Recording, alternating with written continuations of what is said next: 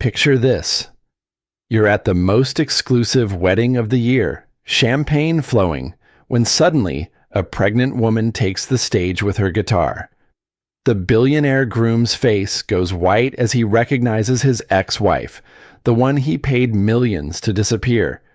But here's the twist that nobody saw coming. She's carrying his secret daughter, and she's about to expose everything in front of 200 of America's most powerful families. What happens next will destroy fortunes, end marriages, and prove that some truths are too big to buy silence. This isn't just a love story. It's a war between old money and new justice, where a single song becomes the weapon that changes everything.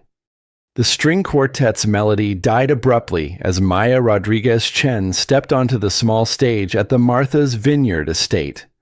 Her fingers found the familiar weight of her acoustic guitar, the same instrument that had carried her through countless dive bar performances in Austin. But tonight was different. Tonight, she stood before 200 of America's wealthiest families, her pregnancy barely concealed beneath a flowing navy dress. Lachlan Brooks froze mid-conversation with his groomsmen, champagne glass suspended halfway to his lips.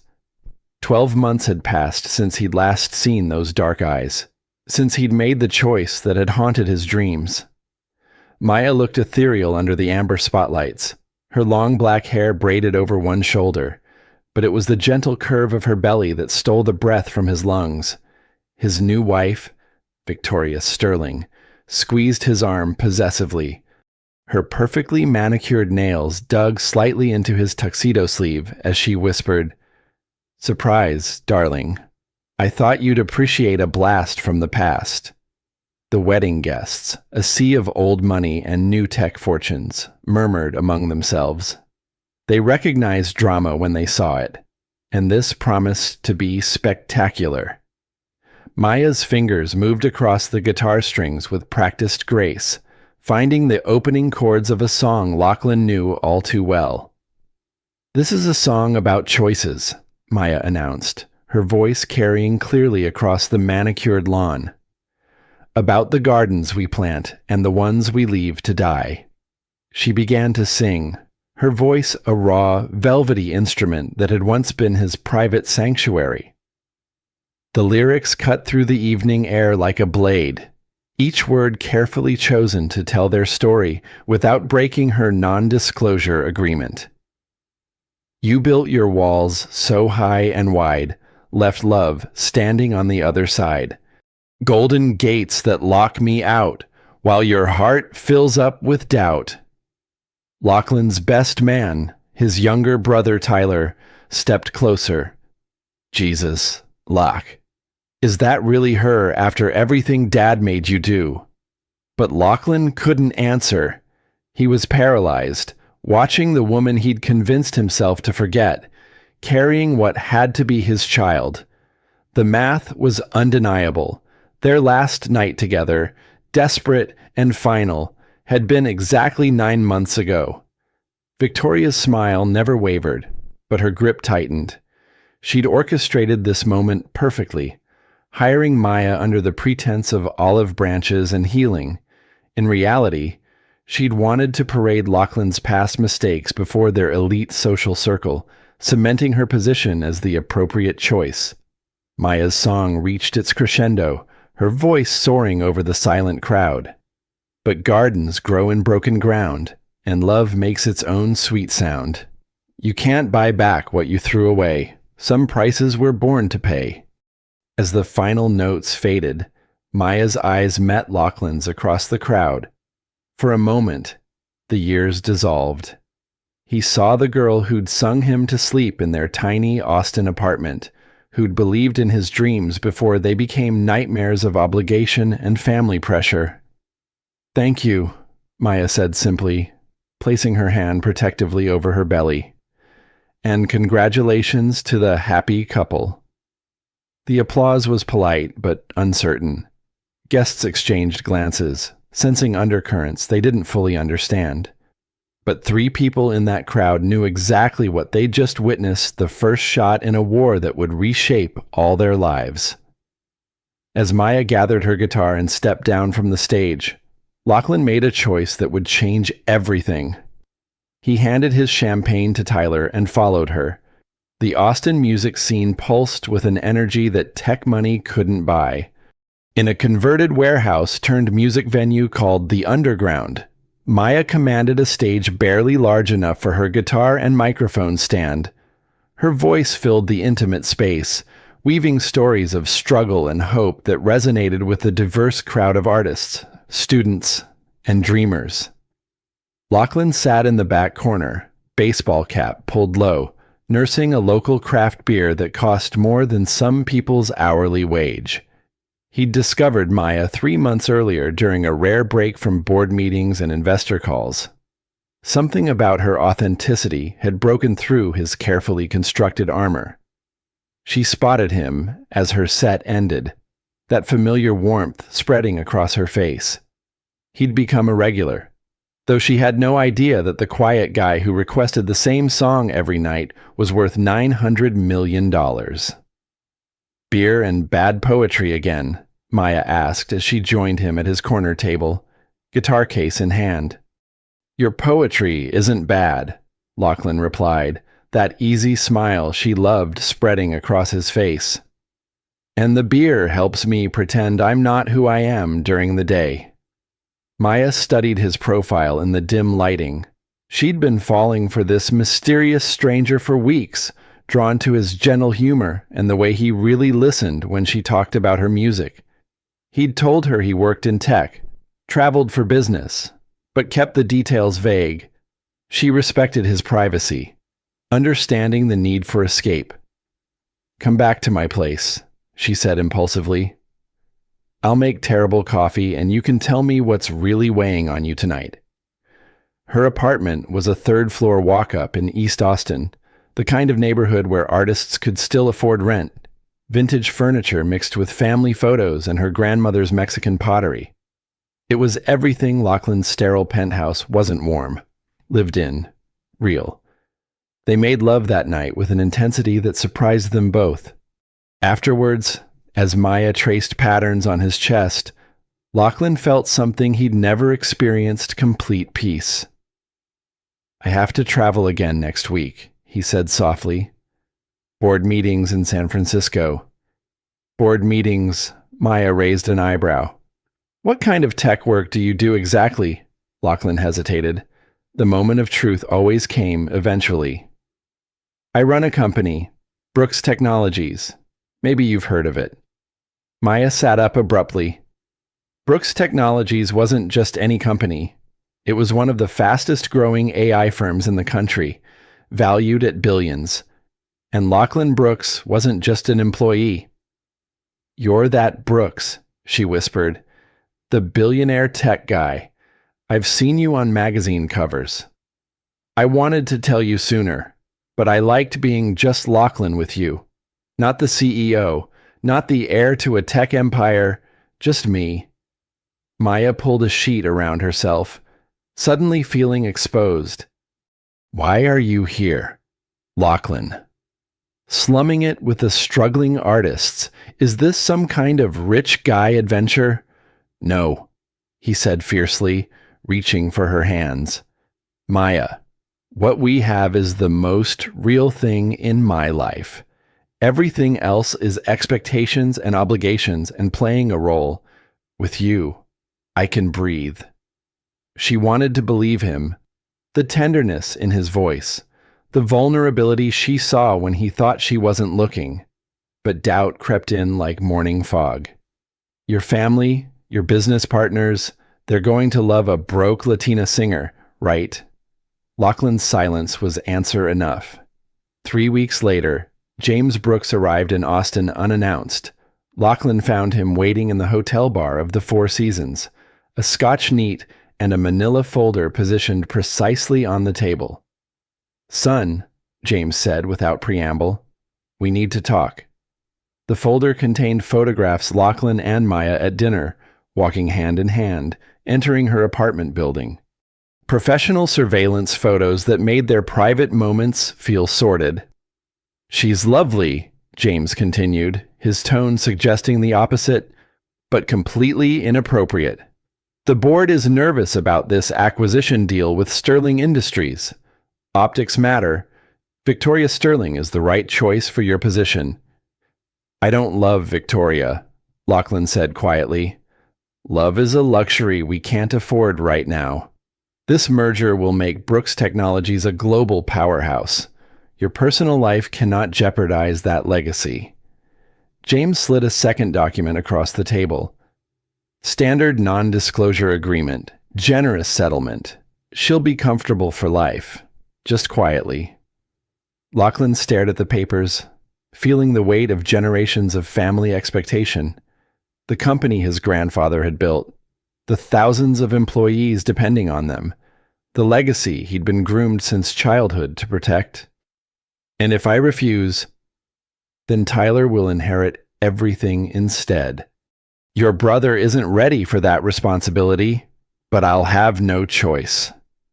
The ultimatum hung between them like a blade. Lachlan had always known this moment would come, when his two worlds would collide and force an impossible choice. That night, he drove to Maya's apartment knowing it would be the last time. Maya sensed something was wrong the moment Lachlan walked through her door. His usual easy confidence was gone, replaced by the rigid posture she'd seen in his magazine photos. He carried a manila envelope that he placed carefully on her coffee table, avoiding her eyes.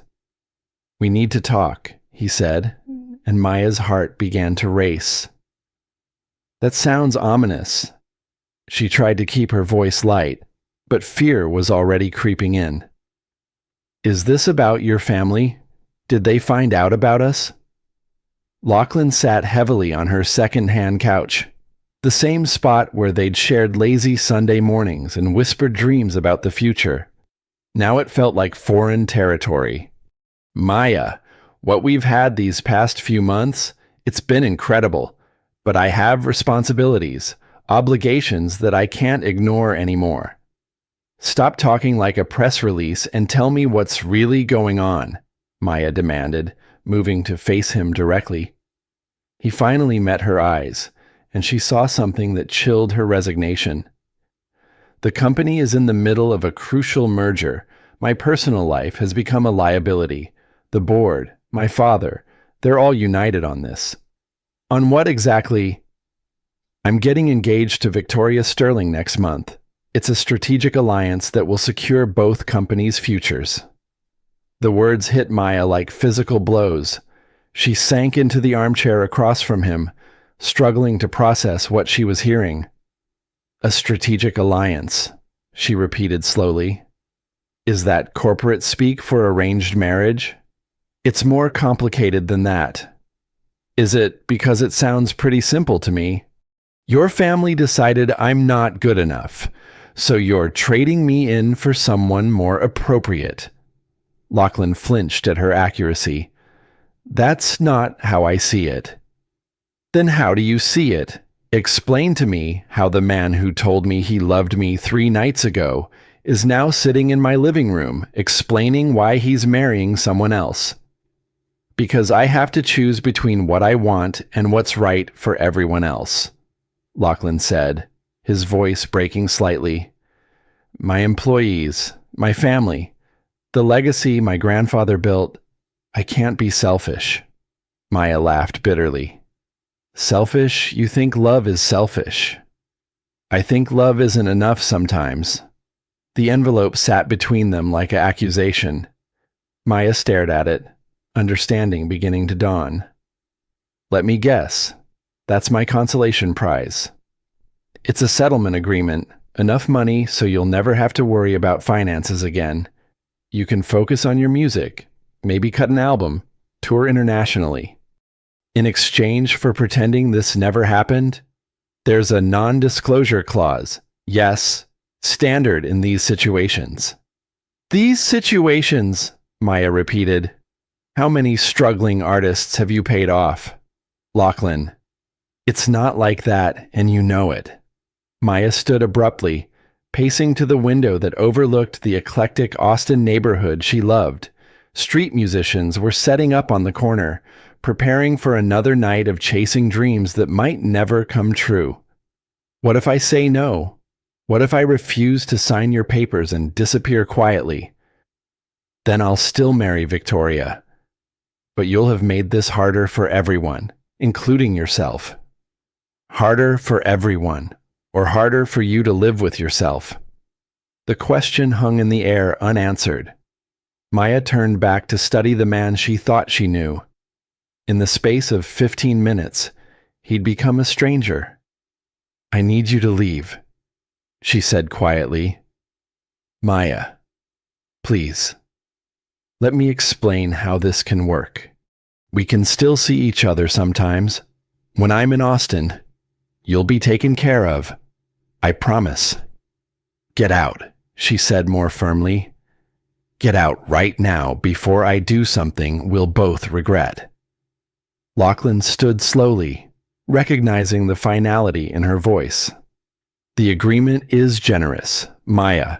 You should consider it carefully. I said, get out. He moved toward the door, pausing at the threshold. For what it's worth, these have been the best months of my life. If that were true, you wouldn't be walking away. After he left, Maya sat alone in her apartment as the sounds of Austin's nightlife drifted through her windows.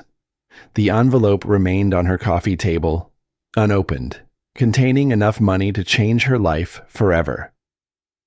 3 hours later, she finally looked inside. The settlement figure was staggering, more money than her family had seen in 3 generations. Along with it was a plane ticket to Los Angeles and contact information for a music producer who specialized in launching unknown artists. It was everything she'd ever dreamed of, professionally.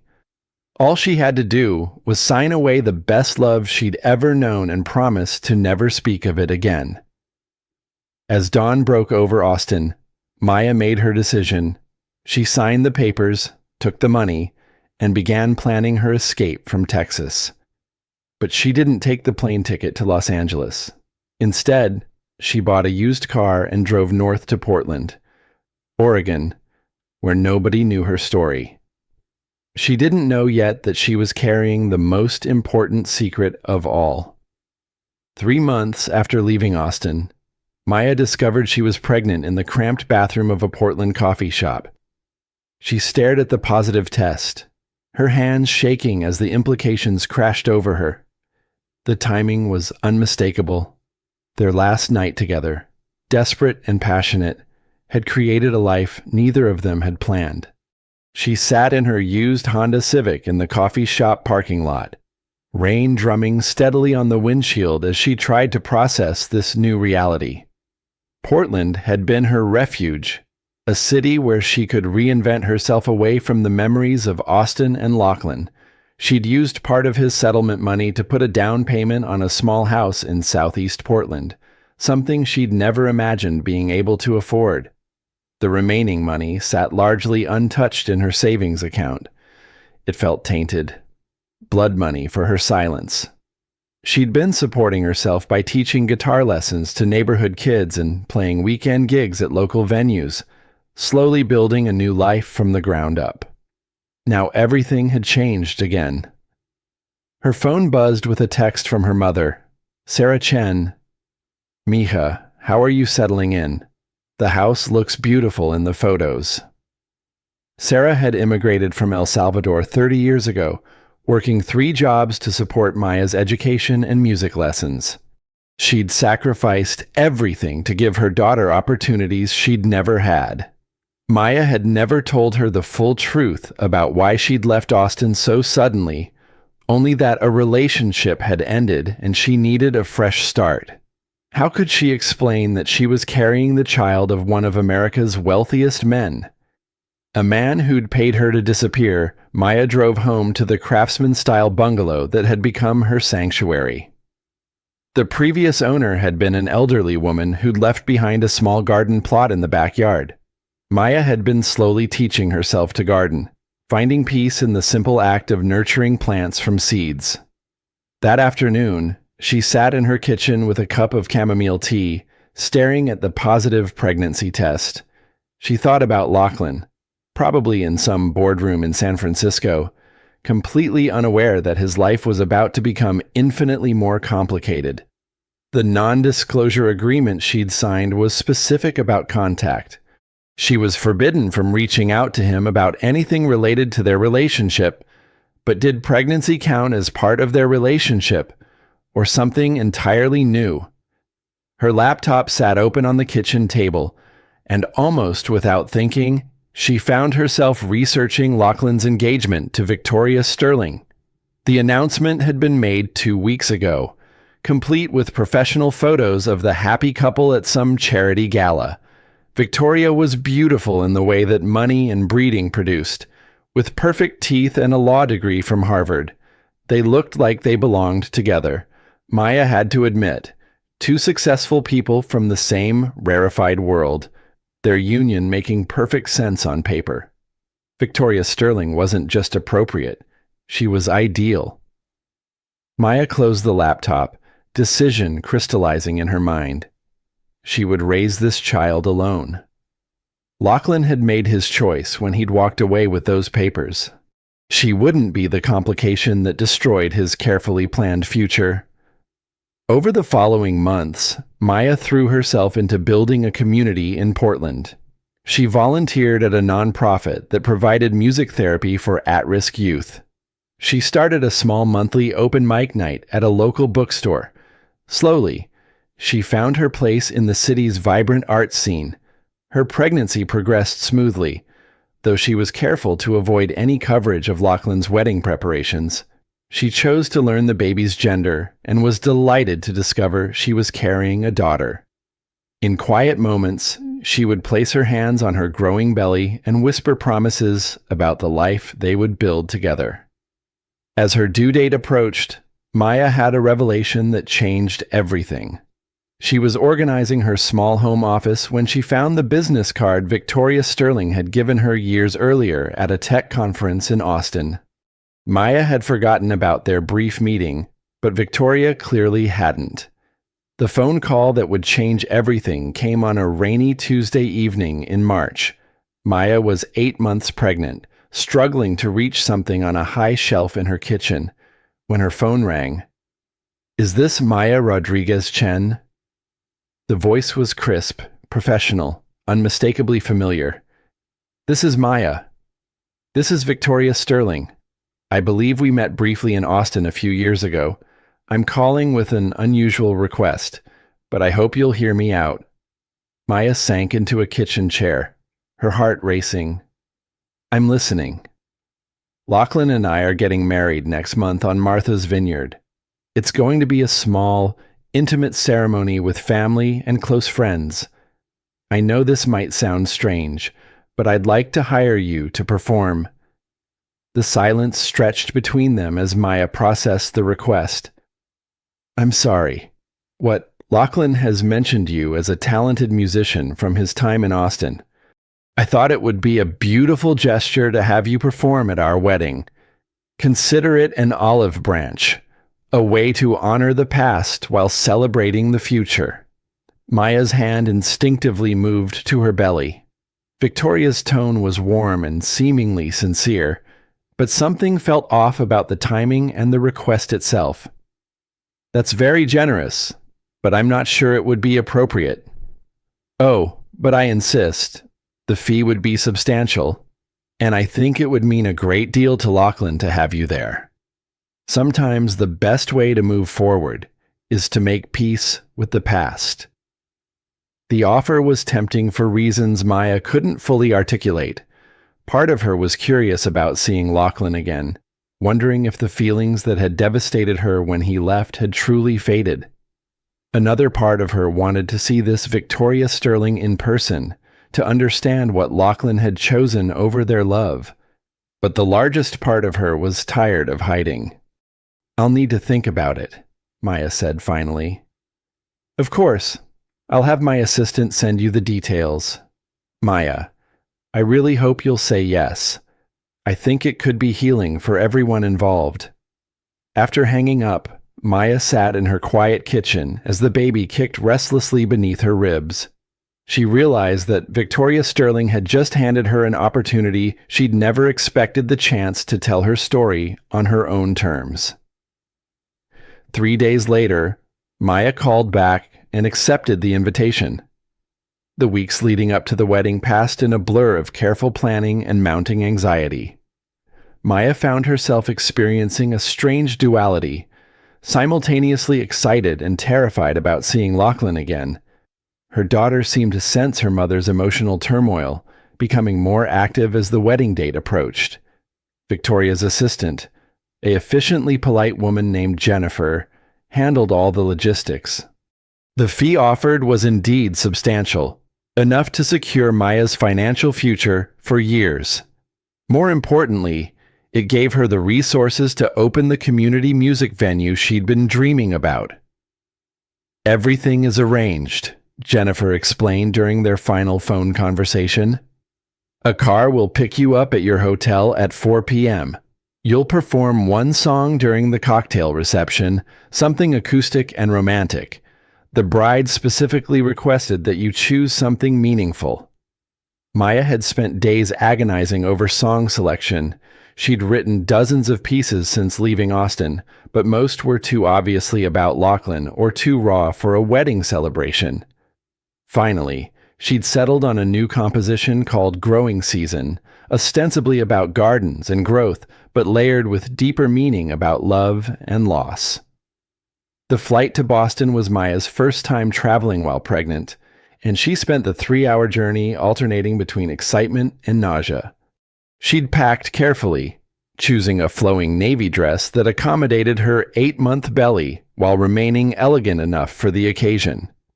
Her hotel in Martha's Vineyard was charming, a historic inn overlooking the harbor.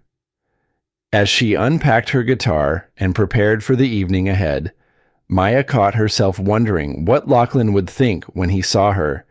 Would he be shocked, angry? Would he immediately suspect the truth about her pregnancy? The Brooks family estate was everything Maya had expected, and more. Rolling lawns stretched down to a private beach, while the main house showcased 3 generations of old-money taste.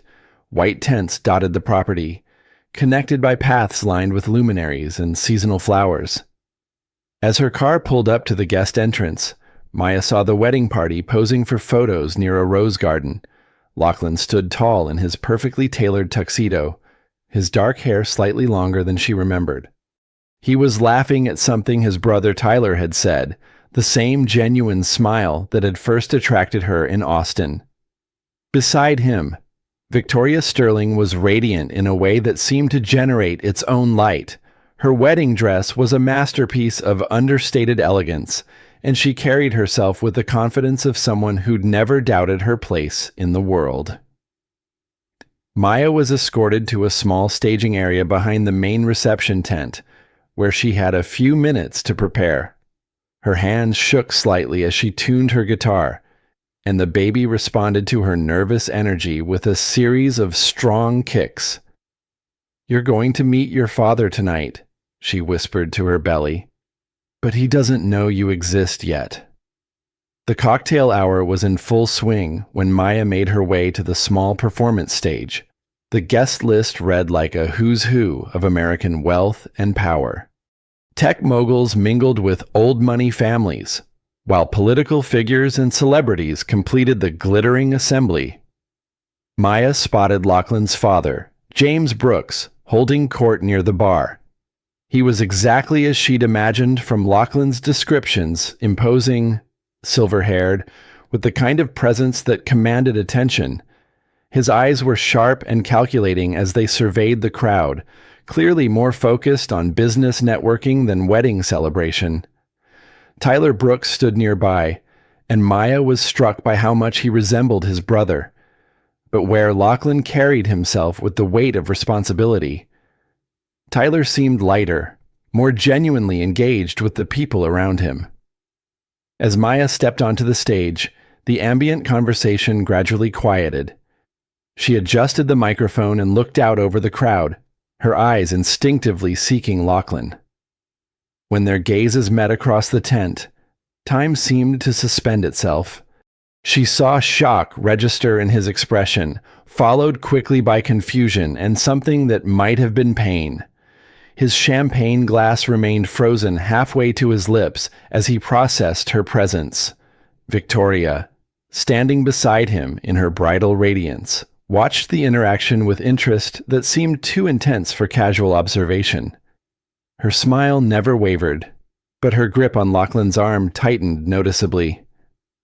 "Good evening, everyone," Maya said into the microphone, her voice carrying clearly across the tent. "I'm Maya Rodriguez Chen, and I'm honored to be here celebrating Victoria and Lachlan's special day."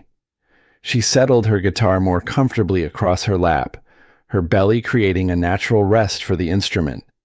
Several guests' eyes had already noticed her pregnancy, and she could see the whispered conversations beginning. "This song is called Growing Season," Maya continued.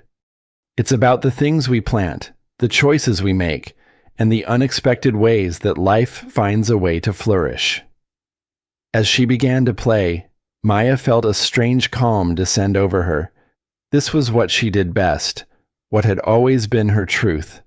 In this moment, surrounded by wealth and power that could never truly touch her, she was simply a woman with a guitar telling her story. The opening chords were gentle, almost meditative. Maya's voice joined the melody, clear and strong despite her nervousness. "In the quiet of the morning, when the frost begins to melt, I plant seeds of hope and wonder in the earth that I once felt was barren, was broken, was beyond repair. But love grows in the strangest places. If you dare to plant it there." Lachlan stood transfixed, recognizing her musical signature even in this new composition. But it was the sight of her pregnancy that shattered his carefully maintained composure. The timing was impossible to ignore, and as realization dawned, his face went pale. Victoria noticed his reaction immediately, her own expression shifting subtly.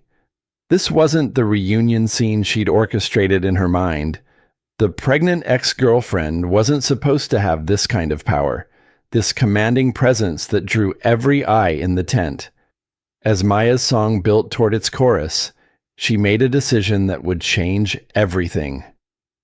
Looking directly at Lachlan, she began to sing the words that would expose the truth she'd carried alone for months. "Some gardens grow in secret, some flowers bloom unseen, but every seed holds promise of the beauty that could be, and sometimes what we're running from is exactly what we need." The message was unmistakable to anyone who understood their history. Maya was telling Lachlan about their child in the only way her non-disclosure agreement would allow. As the final notes faded into silence, Maya placed her hand protectively over her belly and looked directly into the camera that was recording the evening for posterity. "Thank you," she said simply, "and congratulations to the happy couple." The applause was polite but uncertain, as guests sensed undercurrents they couldn't quite identify. But 3 people in that tent knew exactly what had just transpired, and none of their lives would ever be the same. The immediate aftermath of Maya's performance crackled with tension. Lachlan excused himself from the crowd of well-wishers, his face pale as he moved toward the staging area where Maya was packing her guitar. Victoria followed at a distance, her bridal smile intact but her eyes calculating. "Maya," Lachlan called softly as she prepared to leave. She turned to face him, and up close. The reality of her pregnancy was undeniable. The gentle curve of her belly, the glow that expectant mothers often carried, the protective way she held herself, everything about her proclaimed the truth he was struggling to accept. "Hello, Lachlan," she said calmly. "Congratulations on your wedding." "Is it mine?" The question emerged before he could stop it, raw and desperate. Maya glanced around at the guests who were still watching them with obvious curiosity. This isn't the place for that conversation. Then where? When Maya, if you're carrying my child, I have a right to know. Rights. Maya's voice carried an edge of steel. We should probably discuss your rights with your lawyers. I believe I signed away most opportunities for conversation when I took your settlement money. The words hit him like physical blows. The non-disclosure agreement had been his father's idea, a legal barrier designed to prevent exactly this kind of complication. But seeing Maya now, knowing she'd been carrying this secret alone for months, the contract felt like chains around his own throat. Victoria approached them with the practiced grace of someone accustomed to navigating social minefields. Maya, that was absolutely beautiful, so moving and authentic. You can see why Lachlan spoke of you so fondly. The comment was perfectly calculated, establishing Victoria's position as the informed, magnanimous bride while subtly emphasizing that Maya belonged to Lachlan's past. Maya recognized the maneuver immediately. Thank you, Victoria. You look radiant. Marriage suits you already. We're just so happy, Victoria continued, slipping her arm through Lachlan's possessively. It's wonderful when the past and present can coexist peacefully. Don't you think? Before Maya could respond, Tyler Brooks appeared at her elbow. Unlike his brother, Tyler's expression showed genuine warmth and concern. Maya Rodriguez Chen, he said, extending his hand.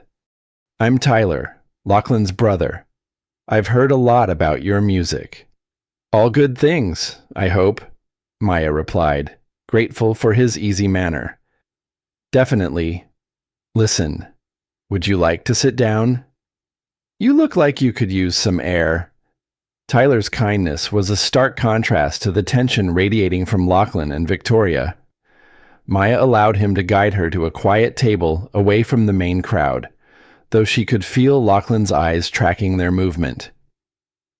When are you due? Tyler asked quietly once they were seated. 6 weeks, Maya answered honestly. Something about Tyler's genuine concern made pretense feel unnecessary. And my brother's the father. It wasn't a question. Tyler had always been more observant than Lachlan gave him credit for, and the timeline was obvious to anyone doing the math. Your brother made his position very clear when he ended our relationship, Maya said carefully. I'm not here to complicate his life. Then why are you here? Maya considered the question. Because Victoria invited me, because I wanted to see if he was happy, and because I was tired of hiding. Tyler nodded thoughtfully. For what it's worth, he hasn't been happy. Not since he came back from Austin last year. Dad's been pushing this marriage, saying it's best for the company, but Lachlan's just been going through the motions.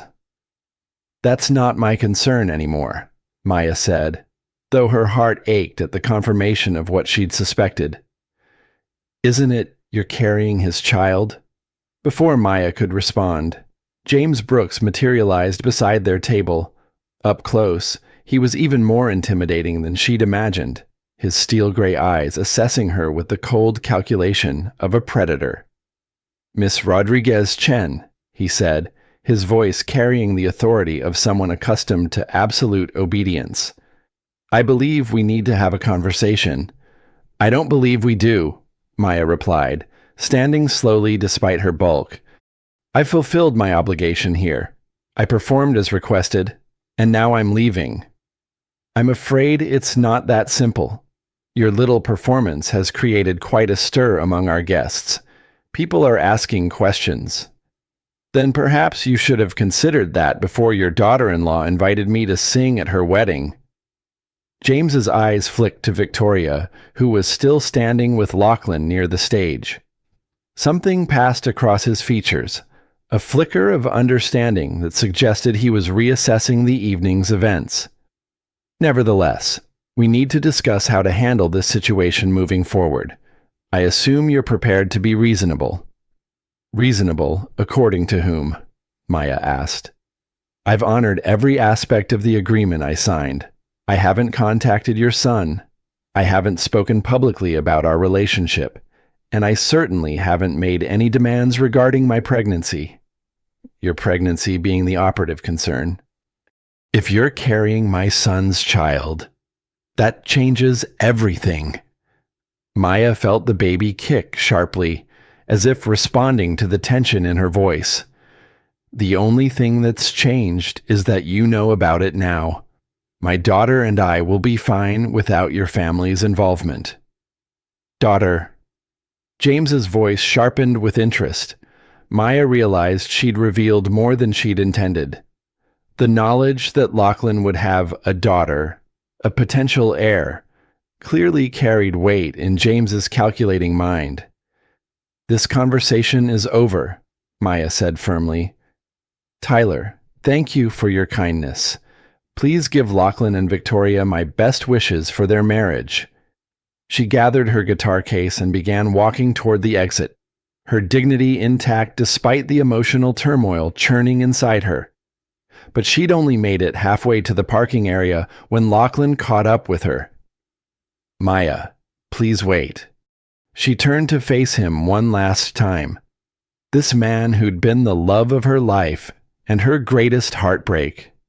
In the fading light of sunset, he looked younger, more like the person she'd fallen in love with in Austin. I can't stay, Lachlan. This was a mistake. Was it, or was it exactly what needed to happen?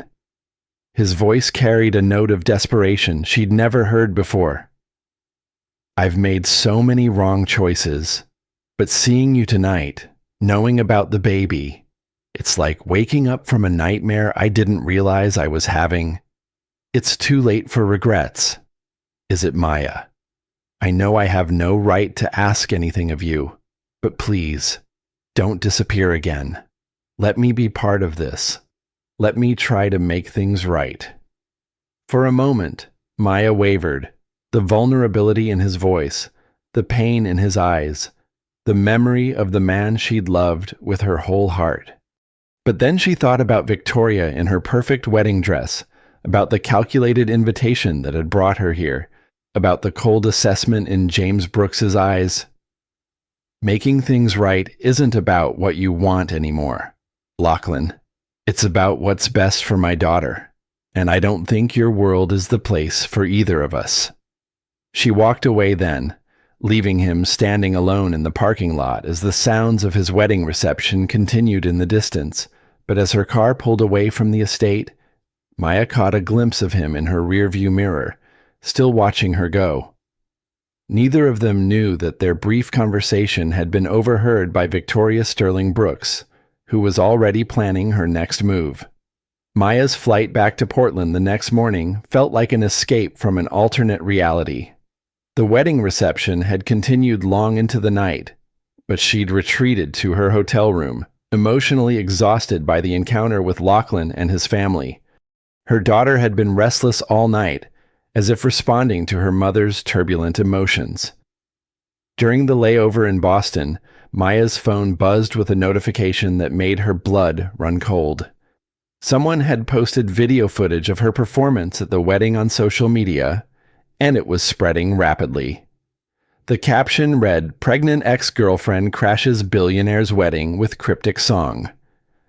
The video quality was surprisingly good, clearly shot by a professional rather than a guest's phone.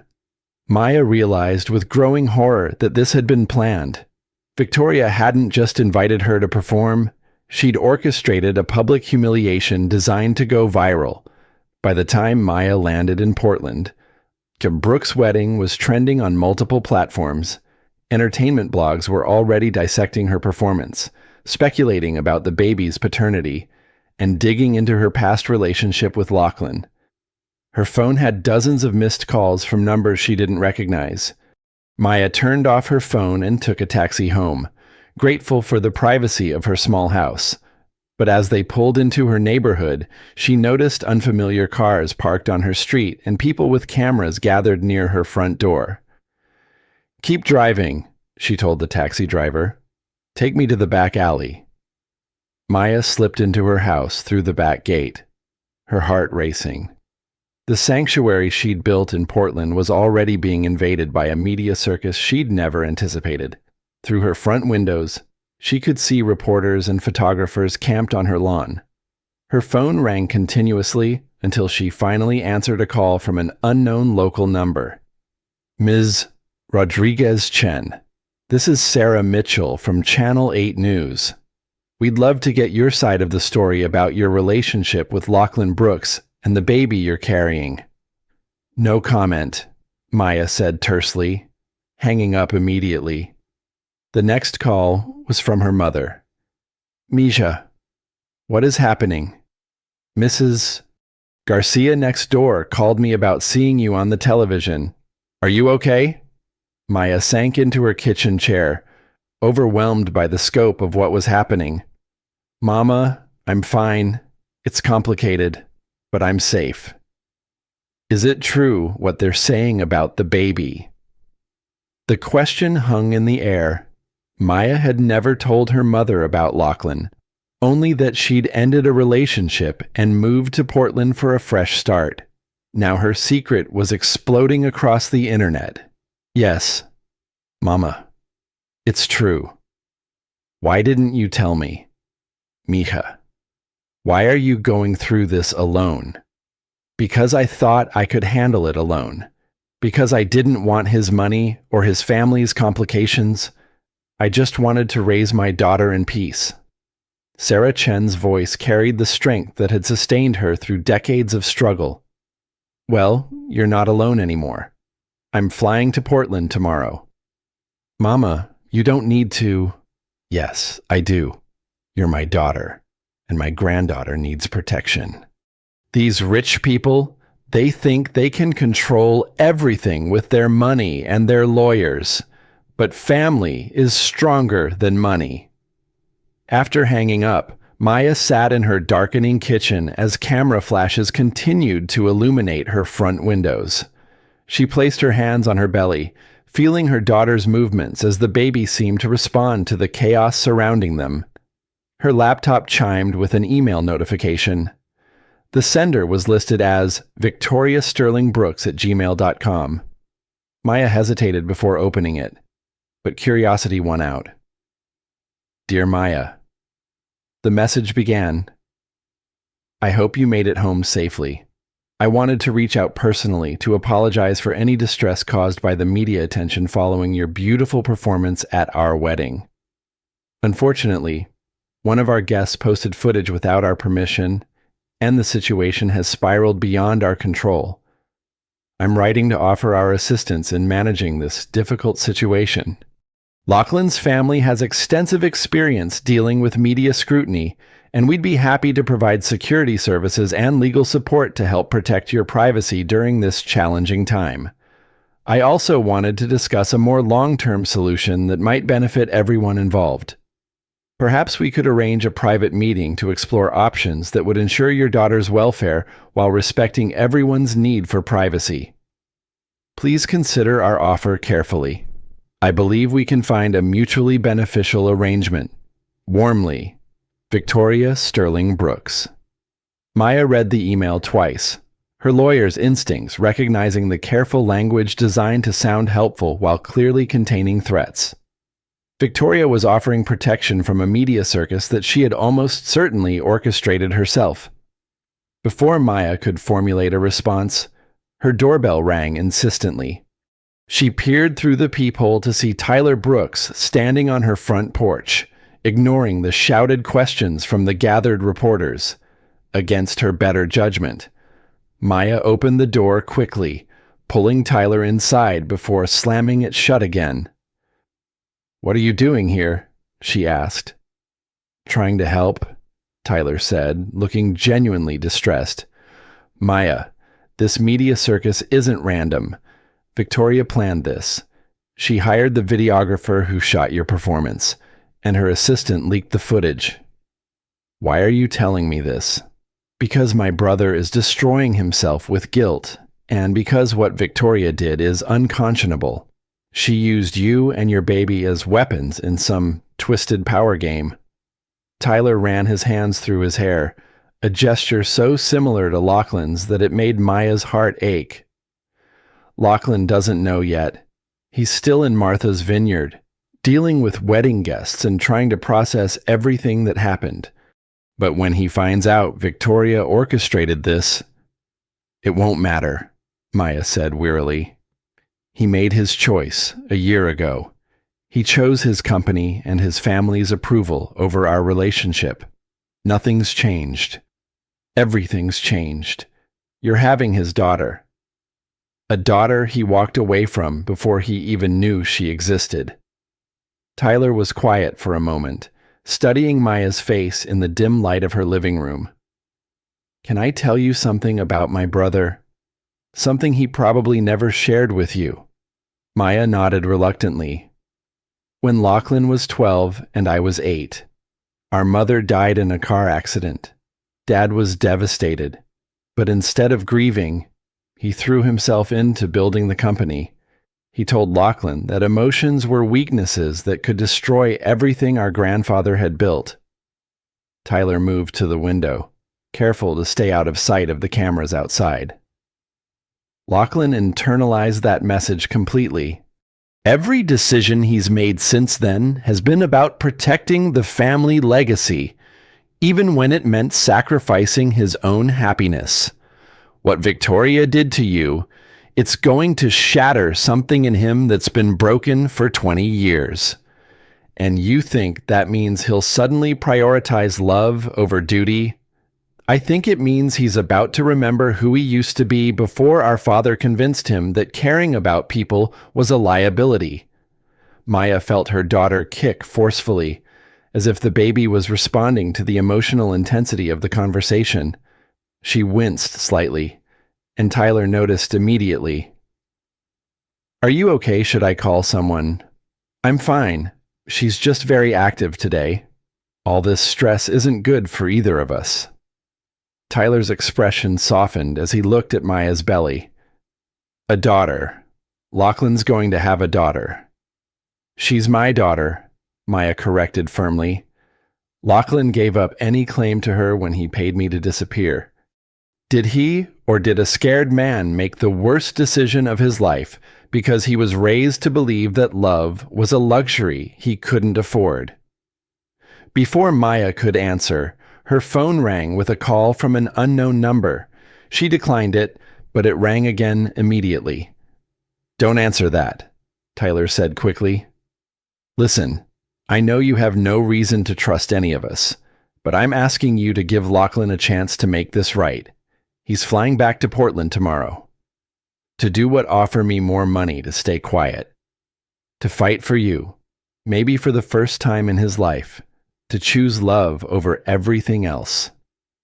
Maya looked at Tyler, seeing echoes of the man she'd fallen in love with in Austin. But trust felt impossible when her world was crumbling around her. I need you to leave, she said finally. I need to think. Tyler nodded, understanding.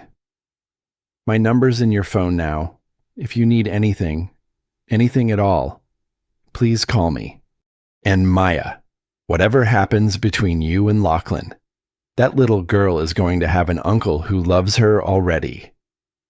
After Tyler left, Maya sat alone in her house as the media circus continued outside her windows. She thought about Victoria's carefully worded email, about Tyler's revelations about Lachlan's past, about the impossible choice she was facing. Her daughter kicked again, and Maya whispered to her belly, "What do you think, baby girl? Should we trust them one more time?" The baby's response felt like a gentle flutter of agreement, but Maya knew that the decision she made in the next few hours would determine the course of all their lives. Maya spent a sleepless night as reporters maintained their vigil outside her house. By morning, the story had exploded across national media. Cable news channels were running segments with titles like Wedding Crasher or Wronged Woman, and The Secret Baby That Rocked a Billionaire's Wedding. Her phone had accumulated over 300 missed calls and twice as many text messages. Many were from reporters, but some were from strangers offering everything from support to cruel judgment. Maya turned off all notifications and tried to focus on protecting herself and her unborn daughter from the chaos. At 8 a.m., her mother arrived in a taxi from the airport, pushing through the crowd of reporters with the fierce determination of a woman who'd raised a daughter as a single parent while working multiple jobs. "Mija," Sarah Chen said as she enveloped Maya in a protective hug. "This is insane. How are you holding up?" "I'm scared, Mama," Maya admitted, allowing herself to be vulnerable for the first time since the wedding. "I never wanted this attention. I just wanted to raise my baby quietly." "Well, quiet is over now. We need to protect you and my granddaughter." Sarah surveyed the media circus through the front windows with disgust. These vultures have no shame. Maya showed her mother Victoria's email, watching Sarah's expression harden as she read the carefully constructed offer of help. "This woman is dangerous," Sarah said bluntly. "She's offering to solve a problem she created. Classic manipulation tactic. Tyler says she orchestrated the whole thing, that she hired the videographer and leaked the footage herself. Of course she did. She wanted to humiliate you publicly so she could swoop in and control the narrative." Sarah's voice carried the wisdom of someone who'd navigated difficult situations with limited resources. "The question is, what are we going to do about it?" Before Maya could answer, her phone rang with a call from an unknown Portland number. This time, she answered. "Maya, this is Amanda Rodriguez from the ACLU. I know you're being bombarded with calls, but I wanted to reach out because I think you might need legal representation. I'm not sure I can afford pro bono. What's happening to you is a clear case of harassment and possible privacy violations. The way this footage was obtained and distributed may have been illegal." Maya felt a spark of hope for the first time in 24 hours. What would that involve? First, we get a restraining order to keep the media off your property. Second, we investigate how this footage was obtained and distributed. If Victoria Sterling Brooks orchestrated this as your brother-in-law suggests, she may face serious legal consequences. "Tyler isn't my brother-in-law," Maya corrected automatically. "Not yet. But Maya, you need to understand something. This isn't just about you anymore. The way you're being treated sets a precedent for how powerful families can manipulate and silence women. Your case could help protect others in similar situations." The idea of becoming a symbol for something larger than herself was both terrifying and empowering. Maya looked at her mother, who was nodding encouragingly. "What do I need to do? First, don't respond to any media requests or contact from the Brooks family without me present. Second, document everything. Save that email from Victoria Sterling Brooks. Record any phone calls if your state allows it. And third, take care of yourself and your baby. Stress isn't good for either of you." After hanging up with Amanda, Maya felt something she hadn't experienced since the wedding, a sense of agency. She wasn't just a victim of circumstances beyond her control. She could fight back. Her resolve was tested an hour later when Lachlan arrived. Maya watched through her window as a black SUV pulled up despite the media circus. Lachlan emerged wearing jeans and a simple sweater, looking nothing like the polished CEO she'd seen at the wedding. His hair was disheveled, and he appeared to have slept as little as she had. The reporters immediately swarmed him, shouting questions about the baby, about his marriage, about Maya. But instead of pushing through them with the entitled arrogance she might have expected, Lachlan stopped and addressed them directly. "I know you're all doing your jobs," he said, his voice carrying clearly in the morning air. "But the woman inside this house is 8 months pregnant and deserves privacy and respect. I'm asking you, as human beings, to give her space." Some of the reporters actually looked ashamed, though none of them left. Lachlan walked to Maya's front door and knocked gently. "Maya, it's me. Can we talk?" Sarah opened the door before Maya could stop her. "You," she said, pointing a finger at Lachlan's chest, "have caused my daughter enough pain. What do you want now?" "I want to make things right," Lachlan said simply. "Mrs. Chen, I know I hurt Maya badly. I know I made choices that were cowardly and wrong, but I'm here to fix this." "And how exactly do you plan to fix a year of abandonment and a media circus that's terrorizing my pregnant daughter?" Lachlan's face crumpled slightly at the directness of the question. "I don't know yet, but I'm not leaving until I figure it out." Maya appeared behind her mother, and when Lachlan saw her, his expression shifted to something raw and vulnerable. "You look tired," he said softly. "I wonder why," Maya replied, but without real venom. "Maya, I found out what Victoria did. About the videographer, about leaking the footage. She used you, used our baby, as a weapon against me. I'm so sorry." "Your apologies don't make the reporters go away." Lachlan: "No, but my lawyers might. I've already filed for an emergency restraining order against any media on your property. I've hired a security team to protect you, and I'm prepared to sue every outlet that used that footage without your consent." Maya studied his face, looking for signs of the calculated businessman who'd paid her to disappear. Instead, she saw exhaustion, guilt, and something that looked like desperation. "Why now? Why are you suddenly willing to fight for something you walked away from?" "Because I was an idiot. Because I let fear and family pressure convince me that duty was more important than love. Because seeing you on that stage, knowing you've been carrying my daughter alone for months, made me realize I've been living a lie." Sarah Chen watched this exchange with sharp eyes, evaluating Lachlan like a mother hen protecting her chick. "Pretty words. But what about your new wife? What about your family's expectations? My marriage to Victoria is over. I'm filing for annulment today." "And your family?" Lachlan's jaw tightened. "My family will have to accept that my daughter comes first now. All of them."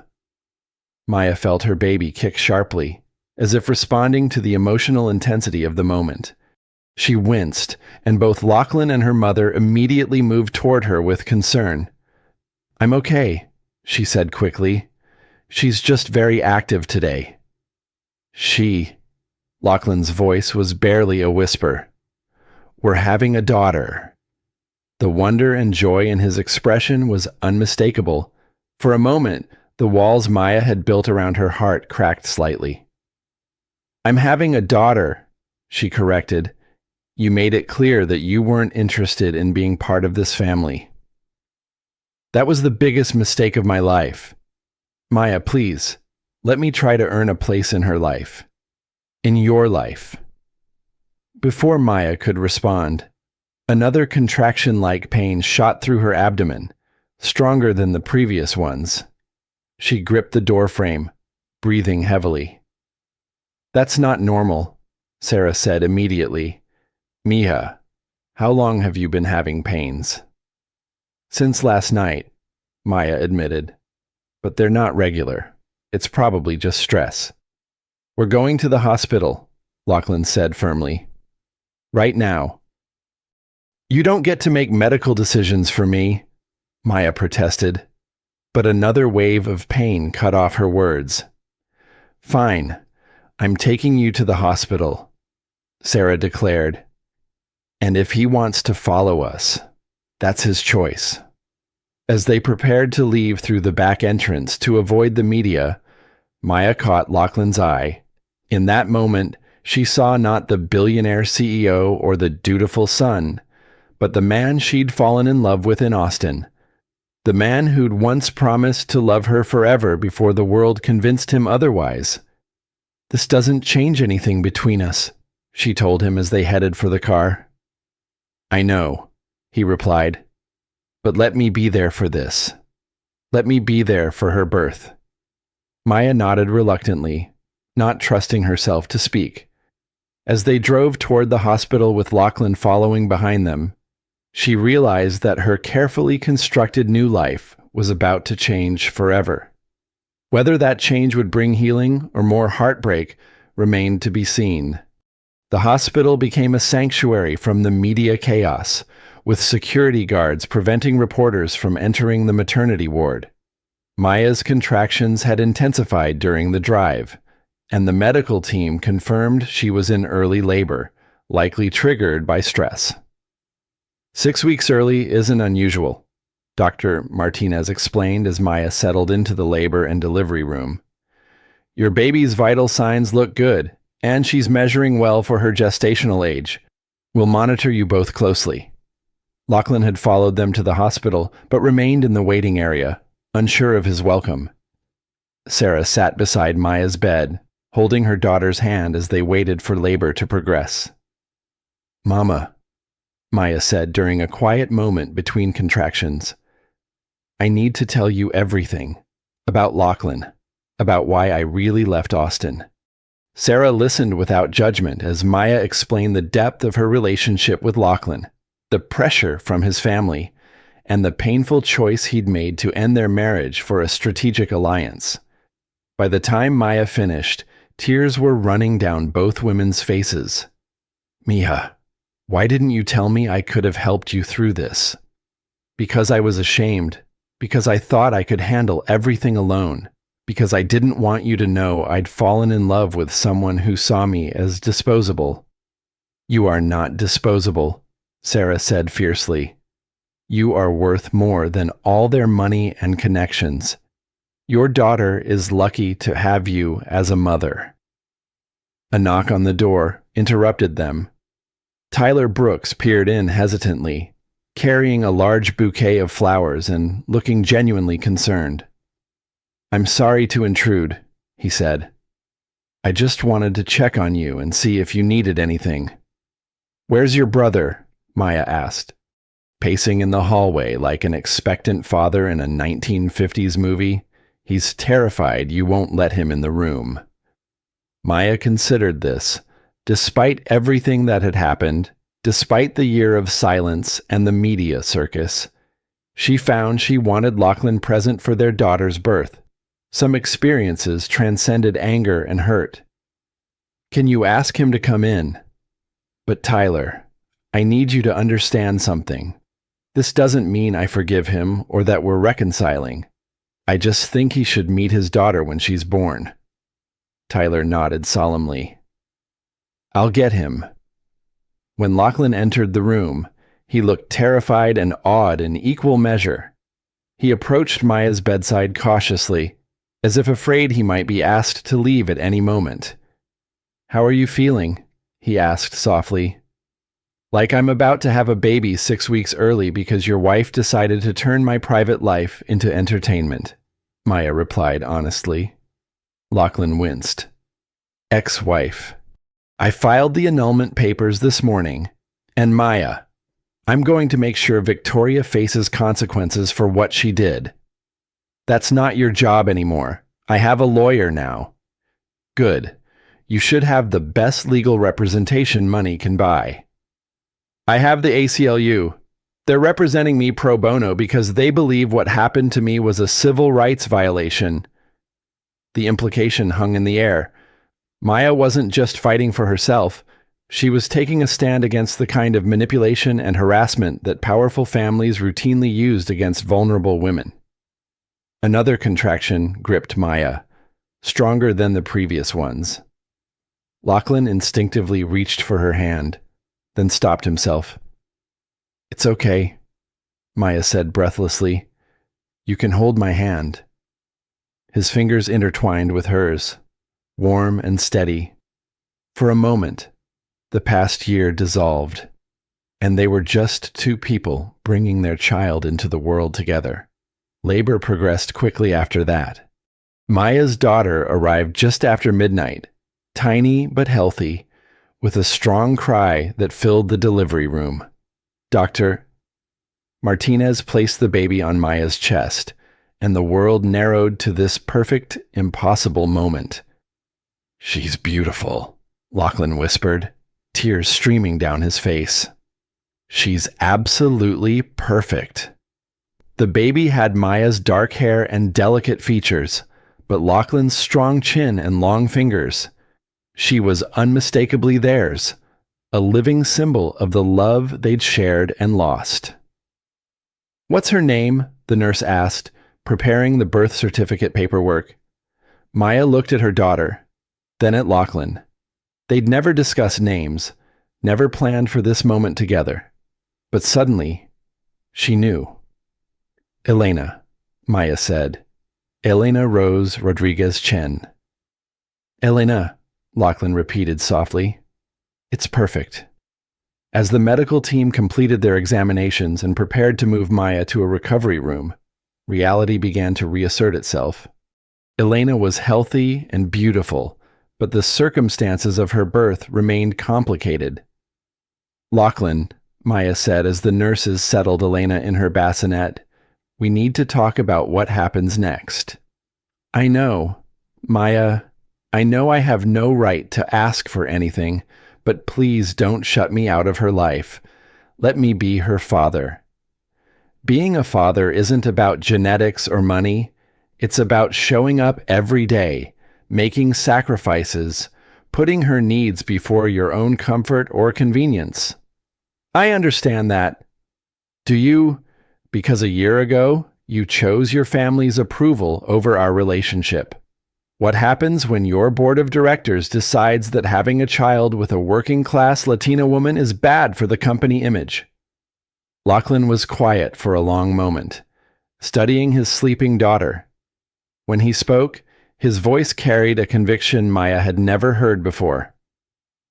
"Then I'll resign from the board. Maya, I've spent the last year living a lie, pretending I could be happy in a world that demanded I sacrifice everything real for appearances. Seeing Elena, holding your hand while she was born, this is the most honest I've felt since I was a kid." Pretty words again, but what about when the novelty wears off? What about when 2 a.m. feedings and diaper changes interfere with your business schedule? "Then I'll hire help. I'll learn. I'll figure it out. Maya, I know I don't deserve your trust, but I'm asking for a chance to earn it." Sarah, who had been quietly observing this exchange while holding her granddaughter, finally spoke up. "Maya, this is your decision, but I want you to consider something. This little girl deserves to have a father who loves her, if he's willing to prove that love through actions, not just words. Maybe you should let him try." Maya looked at Elena, so small and perfect in her grandmother's arms. She thought about her own childhood, raised by a single mother who'd worked herself to exhaustion to provide opportunities for her daughter. She thought about the love she'd felt for Lachlan in Austin, and the devastating abandonment that had followed. "I need time," she said finally. "This has all happened so fast, and I need to process everything. But Lachlan, if you want to be part of Elena's life, you'll have to prove that you've changed. Not just with grand gestures or expensive gifts, but with consistent, daily commitment. I understand, whatever it takes. And you'll have to accept that I may never be able to trust you completely again. What you did, walking away when I needed you most, that's not something I can just forgive because we have a child together. I know. I'll spend the rest of my life trying to make up for that mistake if you'll let me." Maya nodded, exhaustion finally overtaking her. As she drifted toward sleep, she watched Lachlan gazing at their daughter with an expression of wonder and fierce protectiveness. Maybe Tyler had been right. Maybe becoming a father would help Lachlan remember who he used to be before duty and expectation had hardened his heart. Only time would tell if this man could live up to the promises he was making in the quiet sanctuary of a hospital room, with their daughter sleeping peacefully between them. 3 months after Elena's birth, Maya sat in her Portland living room watching Lachlan attempt to change their daughter's diaper. What should have been a simple task had become an elaborate production involving multiple wipes, careful positioning, and Elena's apparent determination to make the process as difficult as possible. "She's definitely your daughter," Lachlan muttered as Elena kicked her legs and managed to grab a clean diaper. "Stubborn and completely unimpressed by my credentials." Maya laughed despite herself. "Maybe she just knows that a Harvard MBA doesn't qualify you for baby wrangling." "Clearly not, though I'm improving. Right, last week it took me 20 minutes and 3 diapers." "Progress," Maya agreed, watching him finally secure the diaper successfully. Elena gurgled happily, as if she'd been testing his persistence. The past 3 months had been a careful dance of co-parenting and rebuilding trust.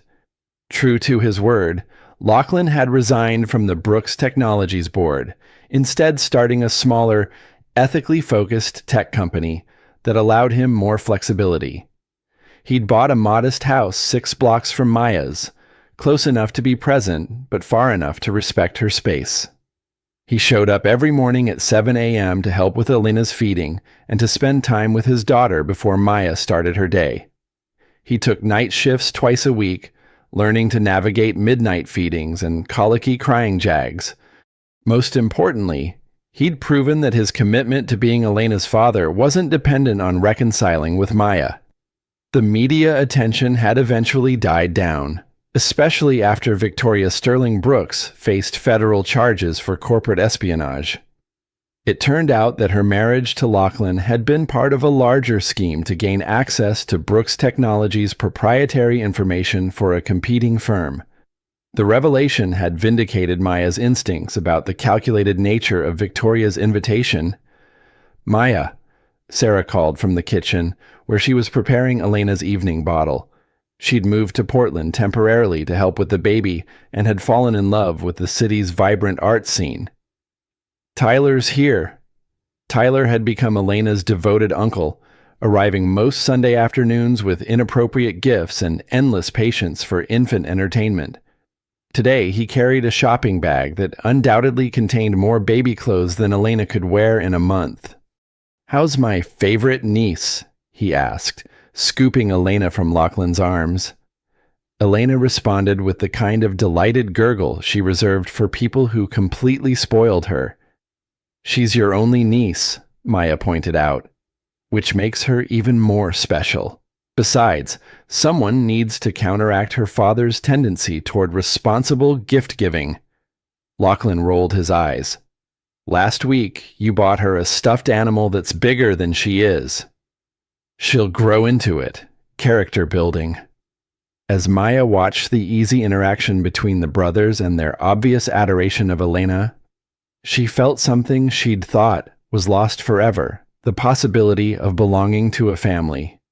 Not the family she'd been born into, though her mother's presence was a blessing, but the family she and Lachlan were slowly, carefully creating together. Her phone buzzed with a text from Amanda Rodriguez, her ACLU lawyer. The civil suit against the media outlets that had used her footage was proceeding well, with several companies already offering settlements. More importantly, they'd established legal precedents that would protect other women from similar exploitation. "Good news?" Lachlan asked, noticing her expression. "The lawsuit is moving forward. Amanda thinks we'll have a resolution within the next few months." "And the music venue." Maya smiled. She'd used her settlement money and the proceeds from the initial media settlements to open a community music center called Elena's Garden.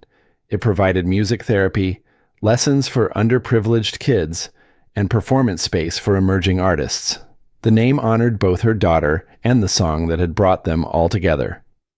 "We're booked solid through the holidays. Next month, we're hosting a benefit concert for immigrant families. I'd like to attend, if that's okay, as a supporter, not as Elena's father." This careful delineation had become important to their co-parenting relationship. Lachlan never assumed that his role as Elena's father gave him automatic access to Maya's life or decisions. Every interaction was negotiated with respect for her autonomy.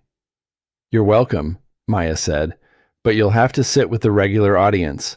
No VIP treatment." "Wouldn't dream of it." As evening approached and Tyler reluctantly returned Elena to her parents, Maya found herself in the familiar routine of preparing for the night. Elena had become a remarkably good sleeper, usually managing 6-hour stretches that allowed Maya to feel almost human. "I should go," Lachlan said, gathering Elena's toys and folding the small blanket he'd brought for their afternoon together. "Will I see you both tomorrow?" 7 a.m. sharp, Maya confirmed.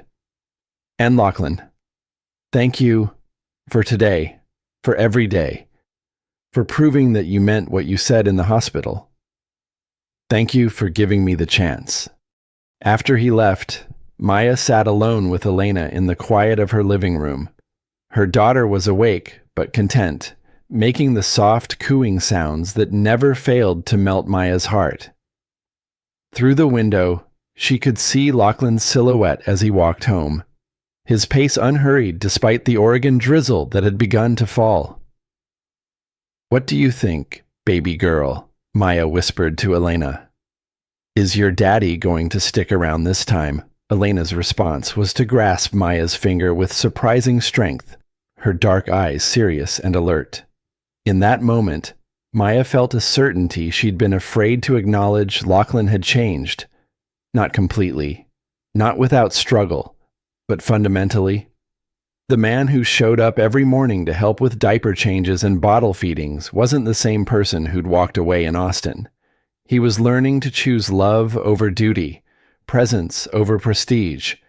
He was becoming the father Elena deserved and, perhaps, the man Maya could learn to trust again.